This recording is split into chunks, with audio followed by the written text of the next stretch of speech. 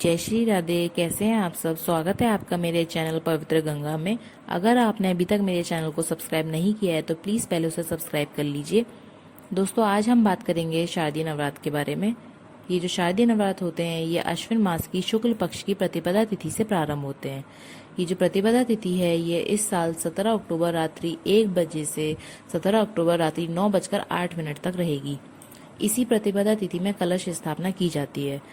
दोस्तों, इस साल जो कलश स्थापना का जो शुभ मुहूर्त है वो 17 अक्टूबर सुबह 6:23 से लेकर सुबह 10:11 तक रहेगा। वहीं कलश स्थापना का जो अभिजीत मुहूर्त है वो 17 अक्टूबर सुबह 11:43 से दोपहर 12:29 तक रहेगा।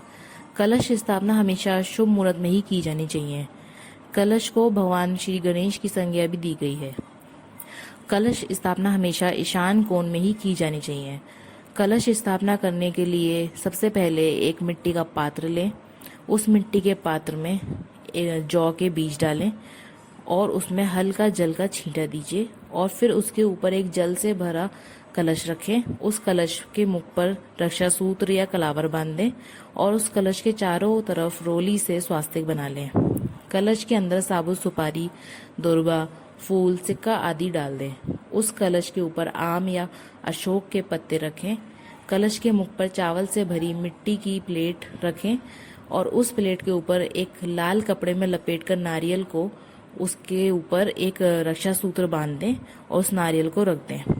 उस ध्यान रहे दोस्तों कि जो नारियल का जो मुख है वह हमेशा साधक की ही ओर होना चाहिए।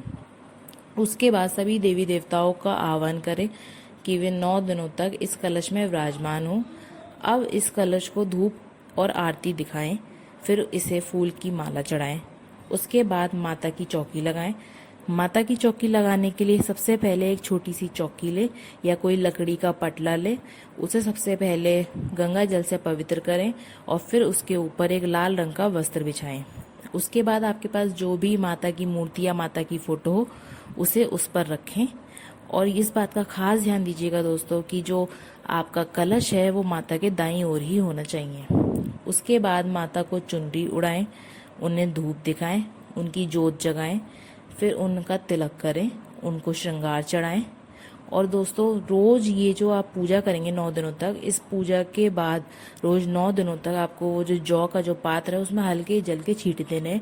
जल के छींटे अत्याधिक नहीं देने हैं, केवल उतने ही देने हैं कि जो जौ के दाने हैं वो अंकुरित हो सकें। आशा करती हूँ कि आपको मेरी जानकारी पसंद आई होगी। श्री राधे।